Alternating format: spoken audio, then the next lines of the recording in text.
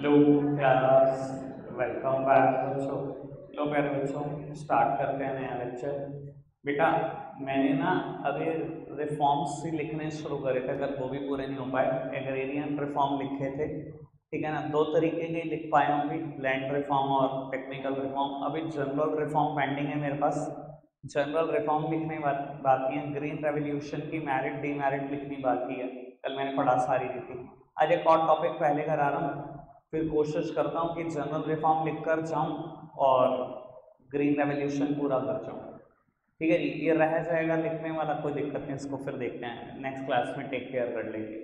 ठीक है जी, समझना इंपॉर्टेंट है, वो समझते रहेंगे। चैप्टर अपनी गति से आगे बढ़ना चाहिए, वो नहीं रुकना चाहिए। ठीक है ना। ऐसा ना हो कि चैप्टर में 20 दिन लगाने फिर हमें लगे यार ये तो बहुत बेकार चीज़ आएगी, तो बहुत बोरिंग चीज़ है। ठीक है ना, क्योंकि एनसीईआरटी को पढ़ना, ब्लैक एंड वाइट फोटो कितने दिन देख सकता है आदमी। ठीक है ना, फिर कोई काम की पिक्चर भी नहीं है। भाई कटरीना कैफ छापते तो शायद हम देखते भी, है नहीं। खुश है बेचारा। लो सुनना जरा काम की बात। बेटा, एक ना, जब मैं इंट्रोडक्शन पढ़ रहा था ना इस चैप्टर का, तो इंट्रोडक्शन में एक बात आई थी कि इंडस्ट्रियल पॉलिसीज 1948 एक जगह पर लिखा हुआ था। वो बात अलग है कि आप इतना फोकस नहीं करते उस टाइम पर, आप समझ भी नहीं सकते थे, तो मैंने बताया भी। और उस सरकार ना 1948 में ना इंडस्ट्री से रिलेटेड पॉलिसीज लाई थी। ठीक है, क्या पॉलिसीज थी, कोर्स का पार्ट नहीं है, जरूरत भी नहीं है समझने की, इग्नोर करो। ठीक है नहीं। उसके बाद सरकार आईपीआर 1956 लाई, इंडस्ट्रियल पॉलिसी रेजोल्यूशन 1956। ये मेरे कोर्स का पार्ट है, मुझे अच्छा समझना है। अब मैं ये नहीं कह रहा हूँ कि इसके बाद कभी आया नहीं। 1948, 1956, 70s में 3 बार आया। 71 में आया, देन 75 में आया, देन 77 में आया, फिर एक बार आया 1991।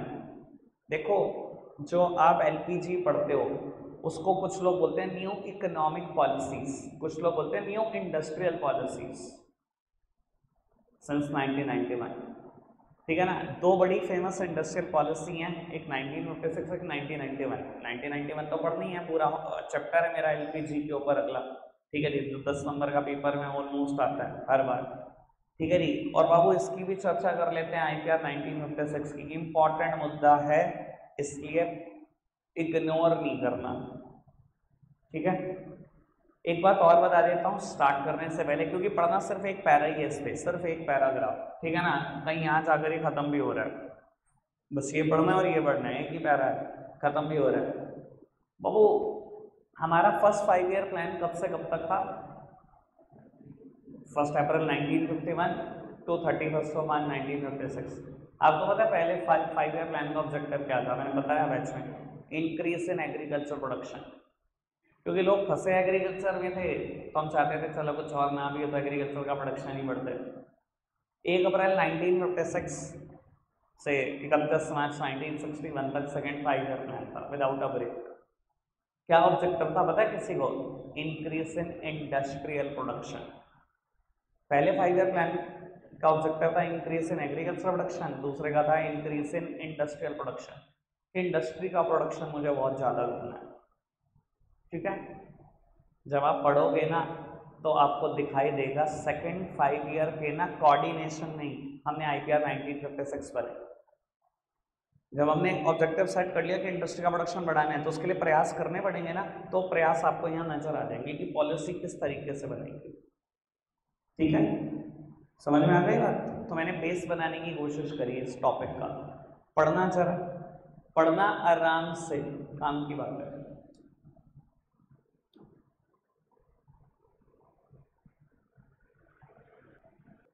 आगे बढ़ेंगे बेटा।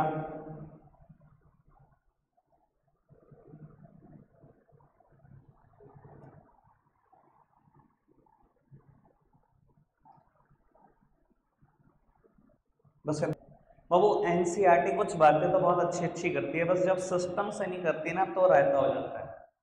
आईपीआर 1956 अच्छा टॉपिक लिखा हुआ इन्होंने। कुछ चीज़ें अगर कोर सिस्टम से लिख जाती तो थोड़ा और अच्छा हो जाता, एक बात। दूसरी बात, कुछ चीज़ें छोड़ भी दी। तो बाबू मैं एक बार अच्छे से क्लियर कर देता हूँ, मेरा एनालिसिस एनालिसिस बड़ा इंपॉर्टेंट है। बाबू, आईपीआर 1956 को समझाने के लिए ना मैं 3 हेडिंग का यूज़ करूँगा, जिसमें आपको सारी पिक्चर क्लियर होगी। पहली हेडिंग है मेरी three fold classification of industry, कि सारी इंडस्ट्री को तीन अलग अलग पार्ट में बांट दिया गया। इधर देखना प्लीज नहीं, तरफ बड़े काम की बात बोलूंगा, कुछ बातें वो भी बोलूंगा जो एनसीईआरटी में नहीं लिखी। बाबू पहला पार्ट, पहले पार्ट में पहली कैटेगरी में वो इंडस्ट्रीज थी which are exclusively owned by the government only, जो सिर्फ गवर्नमेंट चला सकती थी, कोई और चला ही नहीं सकता था, यानी कि गवर्नमेंट ने अपने लिए रिजर्व कर ली। और बता देता हूँ ये 17 इंडस्ट्री थी जो एनसीईआरटी नहीं लिखती। अब कितनी रिजर्व है? 1991 में कितने रिजर्व रखी? 3, 14 प्राइवेटाइज कर दी, है ना, 3 रखी हुई है ना, ये भी नहीं पता। Indian railway, answer nuclear energy, 3 तो अपने लिए रखी हुई है गवर्नमेंट ने। अब ये तो इतना तो 11th में भी मुझसे सुना ही होगा भाई, ठीक है ना। उस टाइम पर 17 रखी थी एक्सक्लूसिवली अपने लिए, जिसमें बड़े बड़े नाम थे, इंश्योरेंस, बैंक्स, सिर्फ इंडियन गवर्नमेंट के हो सकते थे, इंश्योरेंस कंपनी भी, बैंक्स भी, टेलीकम्युनिकेशन सेक्टर, ऑटोमोबाइल, गवर्नमेंट ने 17 बड़े बड़े काम अपने जिम्मे ले लिए, ठीक है। सेकंड कैटेगरी में आती हैं वो industry which are owned by the public sector और the private sector, but private sector is given the secondary role, that simply means public sector is given the lead role. अब उस second category में वो industry आती है जो private sector भी बना सकता है, पब्लिक सेक्टर भी बना सकता है, पर प्रायोरिटी उसमें भी पब्लिक सेक्टर को देंगे। प्राइवेट सेक्टर का लीड रोल है, तो सॉरी, पब्लिक सेक्टर का लीड रोल है, प्राइवेट सेक्टर का सेकेंडरी रोल है, ठीक है जी। ऐसी इंडस्ट्री थी 12। कैटेगरी नंबर 3 जो शुरू की दोनों कैटेगरी में नहीं आई, 29 इंडस्ट्री में नहीं आई, ये प्राइवेट सेक्टर बना सकता था, ठीक है। 3/4 क्लासिफिकेशन ऑफ इंडस्ट्री समझ में आया अच्छे से। सेकेंड हेडिंग, इंडस्ट्रियल लाइसेंसिंग, पढ़ा होगा, अच्छे से पढ़ा होगा बाबू। If the industry is set up by the private sector it will requiring a licensing, तो लाइसेंस चाहिए आपको, and it is very easy to get a license if the industry is set up in the backward area. अब government का अपना ही logic है भैया इस चीज को समझाने का। गवर्नमेंट ने कहा अच्छा अर्बन एरिया में तो पहले 20 इंडस्ट्री लग रखी है, प्राइवेट सेक्टर ने लगा रखी हैं, आप भी एक और 21 भी लगाना चाहते हो, मुझसे नहीं परमिशन मिलती, ले जाओ फाइल। भाई साहब सालों फाइल पड़ी रहती थी, अप्रूवल नहीं आती थी। अगर कोई एप्लीकेशन लगा दी कि मैं इंडस्ट्री रूरल एरिया में लगा रहा हूँ, तो हाथों हाथ एप्लीकेशन अप्रूव 1 दिन में। मतलब आपका पैसा आप अपनी मर्जी से यूज नहीं कर सकते थे, सरकार की मर्जी थी कि आपको इंडस्ट्री लगाने भी देनी है कि नहीं लगाने देनी है। तो नॉर्म्स ही ऐसे थे, ग्रोथ कैसे होती देश की, ठीक है ना। गवर्नमेंट का अपना लॉजिक है, गवर्नमेंट कहती है मैं बैलेंस रीजनल डेवलपमेंट चाहती थी, ऐसे तो सिर्फ अर्बन एरिया ग्रो करते, कभी रूरल एरिया ग्रो नहीं करते, तो ये मेरी मर्जी थी, ठीक है जी। चलो गवर्नमेंट का लॉजिक अपना है। इंडस्ट्रियल लाइसेंसिंग में एक और बात करूंगा मैं आपसे बाबू, expansion of production capacity will to require a license. अगर प्रोडक्शन कैपेसिटी भी बढ़ानी है तो उसके लिए भी लाइसेंसिंग, पढ़ा ना आपने बात बाबू। गवर्नमेंट को कन्विंस करना पड़ता था कि मार्केट में इतनी डिमांड है चीज़ों की, मतलब मेरा पैसा मैं बिरान करूँ प्रोडक्शन में लगाऊँ, क्या मतलब आपका। मान लो मेरी एक फैक्ट्री है जिसकी अप्रूवल मुझे मिल चुकी थी 10 साल पहले, फैक्ट्री चल रही है, उसमें मेरे पास एक मशीनरी है जो 20,000 यूनिट प्रोड्यूस कर सकती है, ठीक है जी। मैं कर रहा हूँ पिछले 10 साल से उसी एक मशीनरी का इस्तेमाल कर रहा हूँ। 11वें साल मैंने एप्लीकेशन दे दी, मैं एक और मशीनरी ला रहा हूँ कि 20,000 वाली। प्रोडक्शन कैपेसिटी बढ़ाने के लिए भी गवर्नमेंट से लाइसेंस लेना पड़ता था, गवर्नमेंट लाइसेंस नहीं दे रही। गवर्नमेंट कहती पहले मुझे कन्विंस करो कि इतनी डिमांड बढ़ी है तो दोगे लाइसेंस। यार ये क्या तरीका, मेरे पैसे, मेरी फैक्ट्री, मेरी मशीनरी, खरीदो ना खरीदो मेरी मर्जी, ये क्या बात हुई। तो प्रोडक्शन कैपेसिटी बढ़ाने के लिए भी लाइसेंस, नई इंडस्ट्री लगाने के लिए भी लाइसेंस, बेफालतू के नॉर्म्स। अब ये बात समझोगे तो अगला चैप्टर बहुत अच्छे से क्लियर होगा, क्योंकि पिछले जो अगला चैप्टर है उसमें शुरुआत में यहीं से शुरू करता हूँ, बेस यही है अगले चैप्टर का, ठीक है ना। तभी एलपीजी अच्छे से समझ में आता है, अगर ये समझ में आता है तो। हाँ अब असली बात आ गई शुरू से। सेकंड पॉइंट है इंडस्ट्रियल लाइसेंसिंग। दो बातें बाबू, अगर इंडस्ट्री प्राइवेट सेक्टर सेट कर रहा है, प्राइवेट सेक्टर को तो इंडस्ट्री सेटअप करने की परमिशन मिली इस 29 के अलावा। अगर प्राइवेट सेक्टर कोई भी इंडस्ट्री में कोई भी फैक्ट्री सेटअप कर रहा है, it will require a license and it is very easy to get a license if the industry is set up in the rural area. आप बैकवर्ड एरिया की एप्लीकेशन दो, बड़ा आसानी से लाइसेंस मिलेगा। आप अर्बन एरिया की एप्लीकेशन दो, भूल जाओ, सालों साल फाइल पड़ी रहेगी, भूल जाओ, अप्रूव ही नहीं होगी। गवर्नमेंट का अपना स्टाइल है बैलेंस रीजनल डेवलपमेंट को प्रमोट करने का, ये कहानी गवर्नमेंट ने बताई और आपने पढ़ा भी होगा, बैलेंस रीजनल डेवलपमेंट। बाबू expansion of production capacity will to require a license, production capacity बढ़ाने के लिए भी लाइसेंस चाहिए था। बाबू क्यों? भाई गवर्नमेंट की अपनी परेशानी है। गवर्नमेंट कहती है भैया तुम्हारी फैक्ट्री है, चाहे फैक्ट्री का लाइसेंस आप मुझसे पहले ही ले चुके भी हो, लेकिन अगर आज आप प्रोडक्शन कैपेसिटी भी बढ़ा रहे हो, एक नई मशीन भी ला रहे हो, तो मुझसे तो परमिशन लेनी पड़ेगी। मतलब बिजनेस के ऊपर ऐसे नॉर्म्स थे कि बिजनेस ग्रो कैसे करे। अल्टीमेटली बात तो यही है, बिजनेस को इन्हीं परेशानियों से तो हटाना था। बाबू तीसरा पॉइंट है industrial concession. If the industry set up by the private sector in the rural area, government allowed some concessions like tax holidays, subsidize power supply. बाबू सरकार टैक्स छोड़ दिया करती थी, या जो इलेक्ट्रिसिटी सप्लाई करती थी वो सब्सिडी वाले रेट पे सप्लाई करती थी।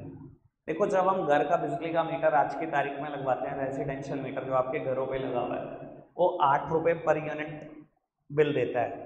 कॉमर्शियल लगभग डबल देता है। कॉमर्शियल मीटर जो कमर्शियल, ये मैं जो काम कर रहा हूँ कॉमर्शियल कर रहा हूँ, ठीक है ना जी, मेरा मीटर बहुत महंगा है, 13, 14, 15 रुपये जाके यूनिट पड़ती है हमें, ठीक है ना। इंडस्ट्री की और महंगी पड़ती है। तो बाबू सरकार ने कहा अगर प्राइवेट सेक्टर बैकवर्ड एरिया में इंडस्ट्री लगा रहा है, खाली लाइसेंस जल्दी नहीं देंगे, कंसेशन भी देंगे, टैक्स माफ कर देंगे कुछ एक्सटेंट तक, और पावर सप्लाई जो देंगे वो भी सब्सिडाइज रेट पर देंगे, रेजिडेंशियल के रेट पे देंगे, जैसा घरों में रहता उस रेट पे देंगे पावर सप्लाई। क्लियर बात? पूरा IPR 1956 क्लियर हो गया? बस इतना ही है, छाप लो दिमाग में, इसको पेपर में लिखा हुआ है, बस इतना ही है, समझाना इतना ही था आज, ठीक है। लिखना शुरू कर दो जनरल रिफॉर्म्स, अब वो मेरे साथ साथ लिखना शुरू कर दो।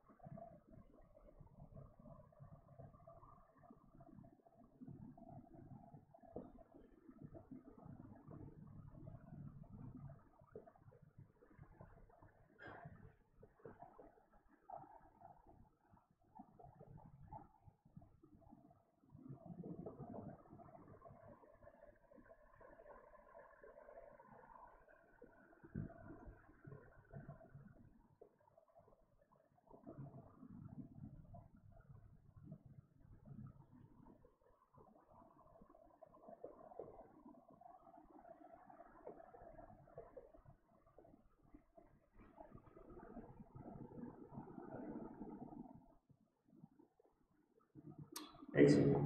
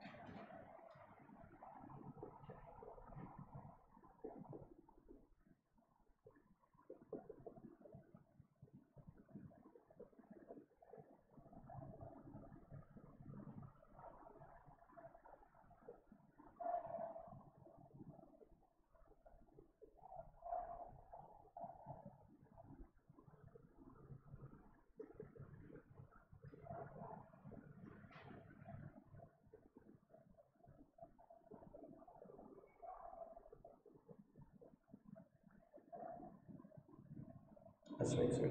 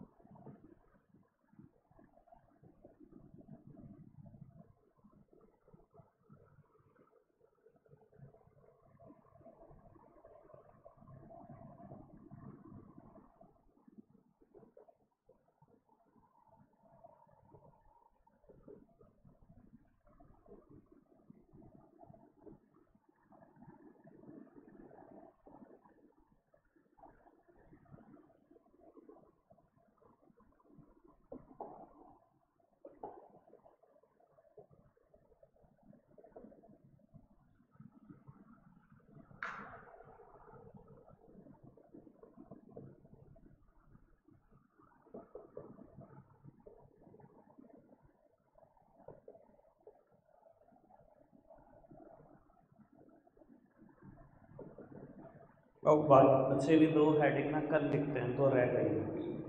लगता है आज के लिए इतना ही है सारे बच्चों।